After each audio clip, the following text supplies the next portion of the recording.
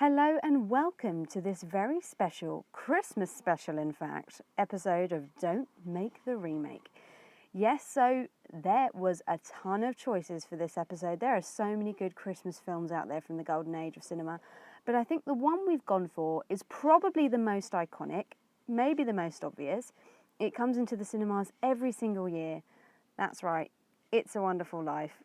It is a classic. I mean, it is a tearjerker full of joy. And of course it stars the amazing Jimmy Stewart and Donna Reed. And for this week, I've not just got one special guest, I've got two guys. Yes, I'm delighted to be joined by casting assistant and actor Sally Ann Badger and camera expert Tom Bradley. So I really hope you enjoy this episode and have a very Merry Christmas. Okay, welcome to our special Christmas podcast. I'm very delighted to welcome Sally Ann Badger, actress and casting assistant, and her partner Tom Bradley, who's the cameraman. And we have just finished watching. It's a classic. I think everybody has seen it, apart from you two. Yeah. It's a Wonderful Life, and it's one of those films that's always played on Christmas Day. Mm-hmm. We were just saying how it's been pretty much remade quite a few times anyway. But in different concepts, not the film's been remade, but in different concepts. Like you've got, you were just talking about Family Man, weren't you? Yeah. Nicolas Cage. Yeah, so it's a similar kind of concept of, I think, different from this one in that the Family Man is about like what it would be like if he had a family, whereas in It's a Wonderful Life, it's what it would be like if he had no family. Yeah. Kind of thing. But it's a similar concept. Yeah, and I think it also it's kind of the Christmas Carol concept as well. You know, goes to Christmas past, goes to a Christmas present. Yeah, There's a script in there that's, you know. Yeah. Now the big question is, are you feeling Christmassy now? Yeah. I didn't until the snow kicked in, until Christmas kicked in. I was like, why is this a Christmas film? How is this a Christmas film? And then obviously because he's going to commit suicide on Christmas Eve, and that's when it changes his life. That I'm like, okay, I get it now. It is weird that we're introduced to Clarence so early, the angel. Yeah. And then you don't actually see him until the last sort of 20 minutes, 25 minutes. And then he's only got about 10 minutes of screen time. Yeah. I feel like there's always so much build up with It's a Wonderful Life. Yeah. That you kind of forget. And then you're right, when the snow kicks in, you go, oh yeah, it's a Christmas film. Yeah. Until that point, it's not. What did you think of Jimmy Stewart? Have you seen lots of Jimmy Stewart stuff? No, I've not. No, I recognise his voice and I recognise parts of him, but I couldn't say specifically what films I've seen him in before. It's kind of like did you ever used to just watch like Film 4 on like a regular weekday? And they at like do 2 all these o'clock. like old films. Yeah. And I feel like I've seen films of his, but I couldn't say what film it was. Yeah. Jimmy Stewart's one of those actors where pretty much he was pretty much typecast. Apart from maybe Harvey. I don't know if you've ever seen or heard of Harvey, but then became Donnie Darko.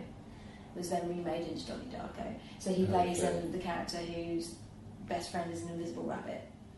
And that's a really good Jimmy Stewart film if people are interested. Right. Yeah. But apart from that character, I feel like Jimmy Stewart always just plays himself, which is really relatable because he's got that kind of sort of. He is a really good boy. He's a really but he can do anger really well, which I think is why. He's very weary. He's very weary. Yeah, like, the bit where he just snaps and just turns on his family, like. Yeah, I know it's really heavy. Really. Yeah. Like I don't think you expect it to be that. Yeah. It's from like 0 to 100. Yeah. Quite quickly. Yeah. But also, I found it like really good. Like I thought, I don't know how much of it would be like his influence on it, on the dialogue or whatever. But the dialogue seemed really witty in the film. Like everyone was like really quick-witted and everything like that. Especially like him and Mary when they're meeting and all of that kind of stuff.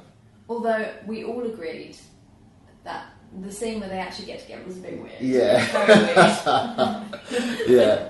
About 10 hair sniffs. And, That's how every woman likes to be seduced. Yeah. And also he's kind of shouting at her, and then he kisses her, and then it's all. You kind of think Mary kind of likes the sort of excitement of it, I guess. Yeah. But yeah, a lot of hair sniffs. Lot of kissing while faces turned to the camera. And weird looks at him, like she kept looking at him really weirdly, as if here, go for it, and then no. Yeah, he's being really rude to her. I was almost like, you're better off, mate. Yeah. But no, obviously we're all very glad that they get together. And I think my favourite scene in the film has always been the dancing with the swimming pool. Yeah. It was just so cute. And it's just like, although health and safety would be in this day and age crazy. So there's obviously the scene where they... Who has a swimming pool under their gym floor as well? Is that an American thing, or...? It seems like a really sort of low income town. Yeah. And then they've got a really posh school with a swimming pool underneath the gym. Yeah. Yeah. I think my favourite scene was the one like afterwards when they were walking home and stuff like that. Yeah. Yeah. Like I've seen that clip of the like lassoing the moon before, but I didn't know what film it was from. Yeah. It's quite an iconic, like stereotypical, like let me charm you walking home. Like you'd expect them to break out into some sort of, well, they did sing, but into some sort of dance routine as well. Yeah. And obviously it's referenced in Bruce Almighty quite heavily, but it gives a cheekiness to George. Yeah. That then we kind of know what's kind of lost at the end. Like he kind of comes back a bit when he's sort of shouting at the buildings and doing funny things. Like, The shift is his dad dying, isn't it? Because he admires his dad so much. Yeah. Yeah. And he thought that he was going to live for a long time, so he could go off and do what he wanted to do before he, takes on responsibility. Yeah. And carries the family business on. Yeah. But it's really interesting because I think one of the reasons why the film is so relatable is that so many people have been through that. Like, I know that from being an actor from a non-acting family, it's really difficult to have that understanding with your parents about what you want to do versus what they've done. Yeah. And I think that's one of the reasons why everyone relates to the film, because it's just a very, very common tension. And like on the sort of bringing it down note, like it's about male suicide as well because of pressure, which is still the biggest killer in men today. Yeah. Which is, the topic is so relevant. There's the film. It's got a lot of male responsibility. Yeah, you should be the provider of the house. You should be taking on the family business. Yeah, no, it is really, really prominent today. And Christmas Day is usually the time where I think that pressure's the most. Either that you haven't got family around, or Christmas can be a hard time for people, and a lonely time for people. Yeah, even if you are surrounded by people. Yeah, if you get yourself into that deeper hole, then you will naturally think that you'll just be blind to all the people around you. I thought Donna Reed was really, really good, actually. Yeah, she was great in this. Yeah, she's kind of quite strong, but she's always, so you kind of get her hesitation with him sometimes. I think, yeah, which is nice. And then she kind of has the cogs working in her brain about what she's going to do about it. Yeah, she's not stupid. Yeah, she's never portrayed as. She's not a functioning female character. Yeah. Which is nice. I think that she's probably quite, at that time, very forward thinking. Yeah. She's like, okay, he's like, I could just go along and say, yes, George, no, George, okay, George. But she just literally's like, okay, I'm going to go solve his problem for him. He's very lucky to have her. Yeah. The honeymoon bit, that's probably like the cutest thing. And for a woman to have done that as well. Yeah. That's quite. Yeah. So he's sort of buggered off, hasn't he, to go sort out the bank and stuff. And she's there she's the one that also then waves their honeymoon money to say, like, okay, give these people money, and then she goes away and sorts out their house ready for him. Yeah. She did all of that. Yeah. And she got Bert and Ernie to come and help her with that. Yeah. So so many fun facts. Bert and Ernie are what the actual Muppets Bert and Ernie are named after. Bert was the cop and Ernie was the taxi driver, was that? Yeah. Yeah. But yeah, Jim Henson named the two Muppets after that. But I guess he was just a huge fan. I don't know what it is. And they are pretty much similar to Bert and Ernie. Yeah. Of, like friends who are constantly arguing and stuff. Yeah. What's nice about her as well is that she's kind of creating this sort of perfect world, and so you kind of think, why does he not know how lucky he is? Mm-hmm. And so that makes you kind of spur him on when he's figuring out all of the stuff when he's not born. Yeah, when he's like, because that's the last bit. Is it the last bit about finding his wife? That's the bit that brings him back, and he's like, no, I can't leave. And it's quite distressing to see how much she really does mean to him. And what's nice is that early on in the film, we realise how important, because we know how important she is to him from all the lovely, amazing things she does, but we don't really see how later in the film how much he's important to her. Really, you kind of think she's so resourceful. She could probably But at the beginning, when she's been away at uni, college, and you come back, it was just the little thing is the picture of the moon and the record player playing the song that they sing, and that is just so simple, but it just shows how much she's thinking about him all that time. Yeah, and that's all you need to know how important he is. But what I think what's so funny is that then she's a really resourceful kind of you think, she'd land on her feet without him. And then in the world where he's not been born, she suddenly is this old maid. Who now all of a sudden has glasses for whatever reason. And so this has come up a few times in Don't Make the Remake. The glasses tend to make people look, and we're both wearing glasses right now, and I don't get it. Glasses are great. It's the unattractive thing, the geeky thing. They've got that thing You're an old maid.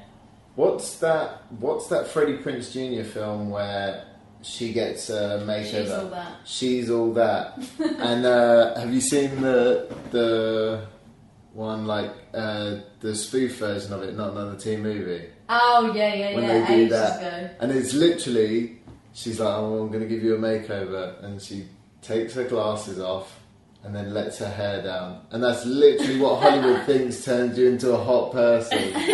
What was really funny was obviously he's running after going, Mary, Mary, and we were saying, well, you would run away screaming if a man came up to you being like, I'm your husband. Yeah. Even if you are an old maid. It is ironic. So obviously George Bailey it's like a hedge fund, isn't it? It's like a building site. Yeah. And then we had The Big Short that came out a couple of years ago, which basically goes against all of that kind of business. Yeah. So I was kind of watching it. I hadn't watched it since I'd seen The Big Short, and watching it just then, I was like, oh yeah, no, actually that's bad. Maybe that was a simpler time before they got corrupted, but I don't know. Yeah. There's probably still an element of corruption in it. They're acting as though the graceful hedge funds are saving you from the banks.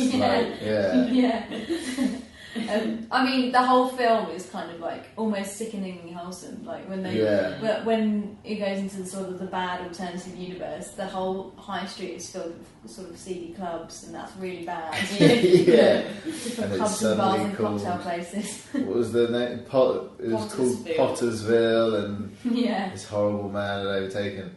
I think that was the one thing that was missing from the ending of everything was wrapped up so nicely, but that guy still had their $8,000. And still just got away with it. And then he didn't get his comeuppance. No, he didn't. No. I really like Clarence. I almost wish that he was in the film a lot more.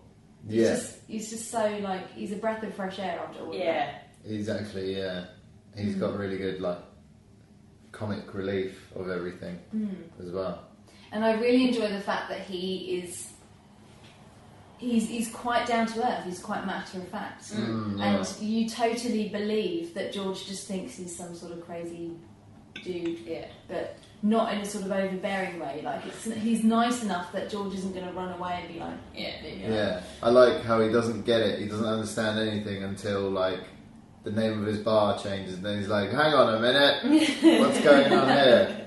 Like, what have you done to my bar?" Like, yeah. But you can see, like in Evan Almighty, is it with Morgan Freeman plays that character? Yeah. You can see where it's based off in that sort of calm, light relief, like that Morgan Freeman plays with his character. Yeah, so you can totally see the connection. Yeah, and it's just sort of calm repetition. Like you were not born, you do not exist. Like it's not overbearing. It's not sort of, you know. There's no opinion really. It's just telling you the facts. So there's a film that's just been released.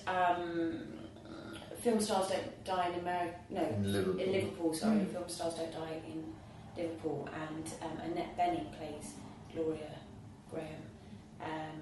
So it was really interesting to watch a film that she was in, and just watched a film that was about her life.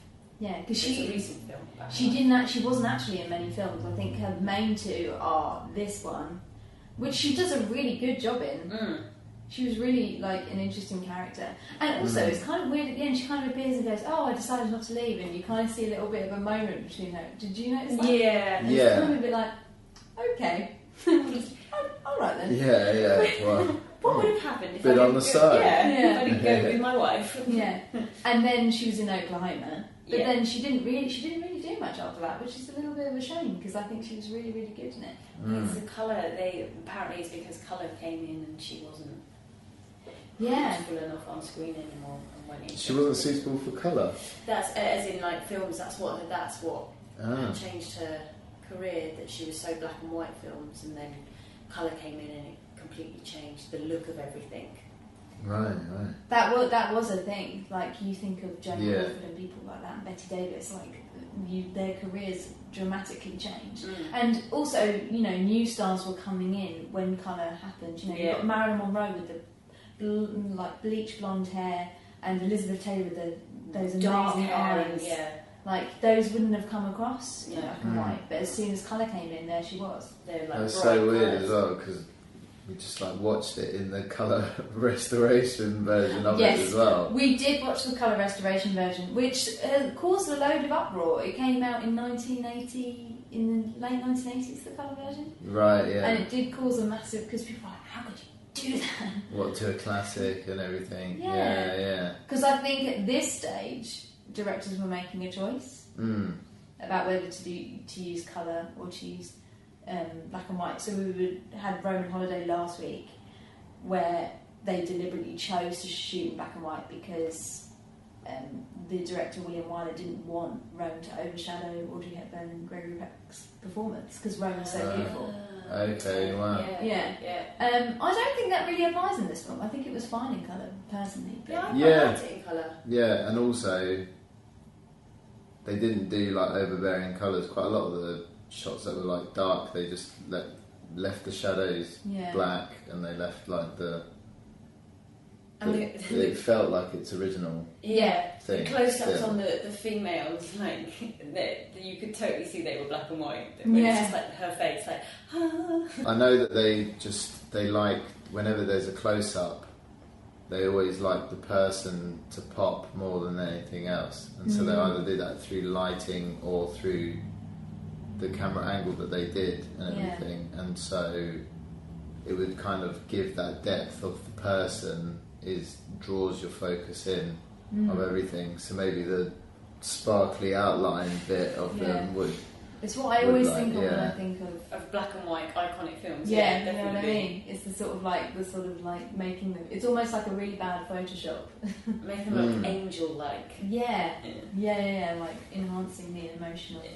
Yeah. Well, you saw like all of throughout like the war montage and that little montage, like all of the projections and the green screen or what would probably be blue screen and stuff like that, where they stuck them onto stuff. It was quite interesting because they do use a lot of stock footage from World War II. Yeah. And what's interesting is when they were making this film, World War II had literally just finished.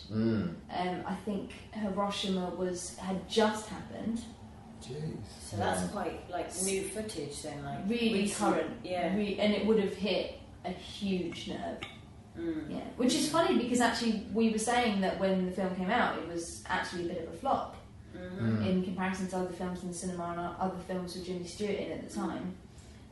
But that would have been huge, really huge, and some of that footage would still be really raw. And to have a character who's a soldier who gets a commendation from the president, that would have been like massive. Yeah. One of the things I found really interesting was when they talk about Europe, it's always Europe. Europe's always the place to go. It's like glamified, isn't it? That it's but they've just defeated Germany and had a massive war in Europe. Yet that still is the mothership to go to. It still is the ideal place to go to. Yeah, because what's the actual countries he references? Greece, Italy.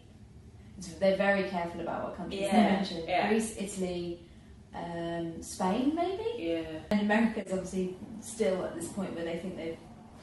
Listen, I've just done it. I've literally just like done the British thing where I've gone. They think they did a big job in the war. But I've just heard myself do it. But yeah, America is still very proud of their military achievements. Yeah, I thought some of it was really, really nicely shot, and it wasn't done tacky. It's aged really well as well.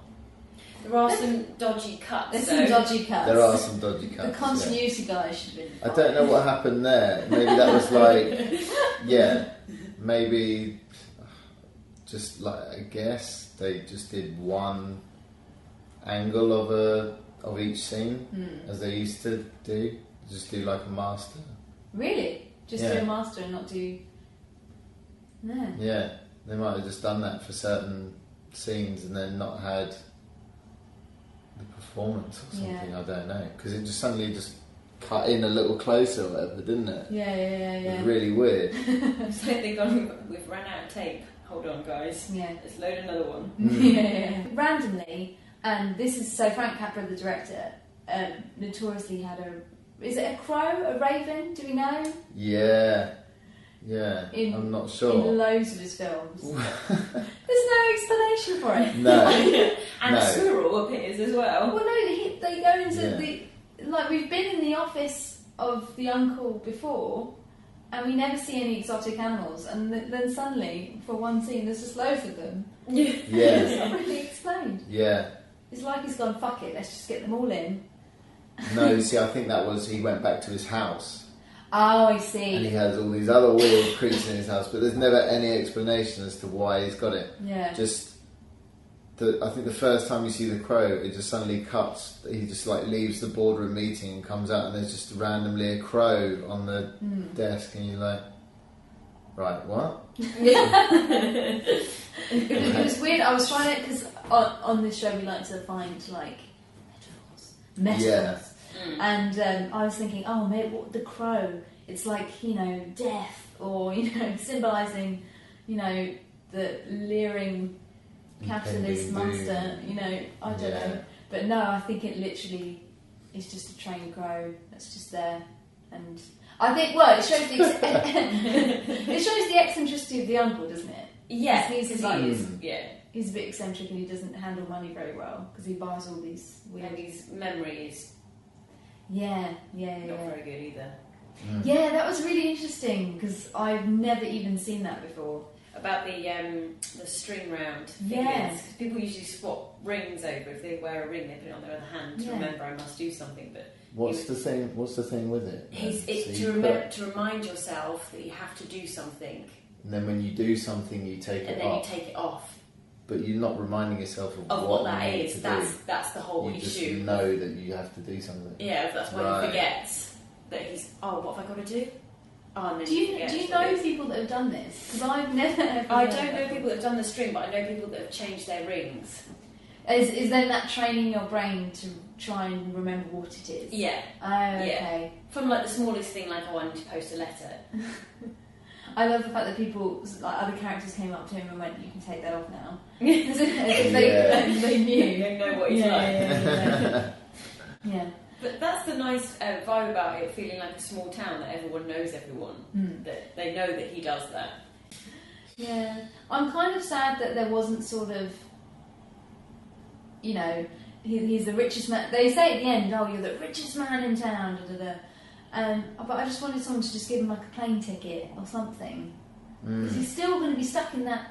And I guess that's not the point. The point is that he's like, fan, like appreciate what you've got. Yeah. But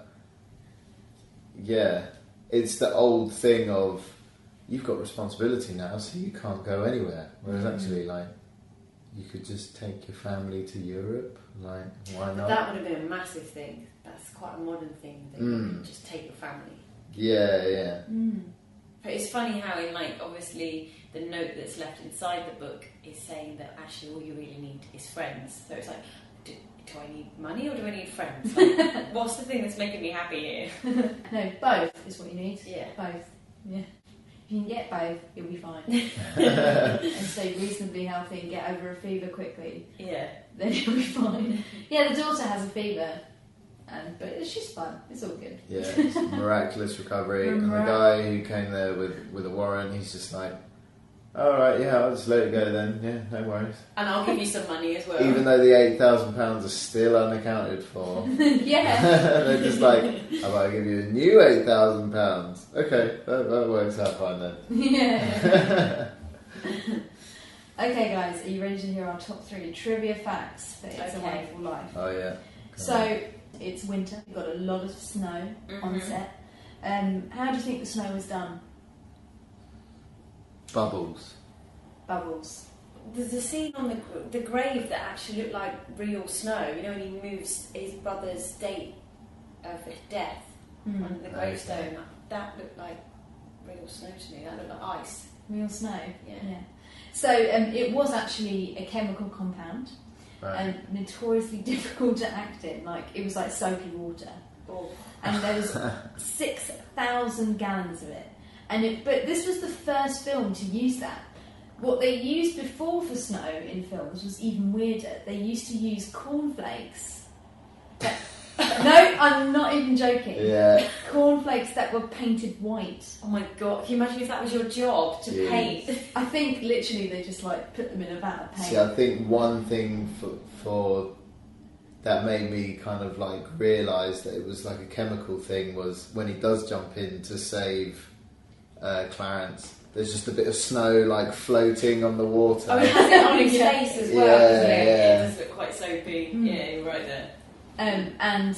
Another little cheeky little fact is when they actually filmed that scene, it was something like 90 degrees Fahrenheit. You know, you think of it as, oh, he's wet, but actually he's probably like really sweaty. Yeah. And they were all covered in geez. chemicals. It just was not very good for you in any way, shape or form. What, is that just because of like, I'm assuming they shot it in like LA? Yeah. So it was just like, what, ridiculously hot. Really hot. In the studio, they're like pretending that it's Christmas. Yeah.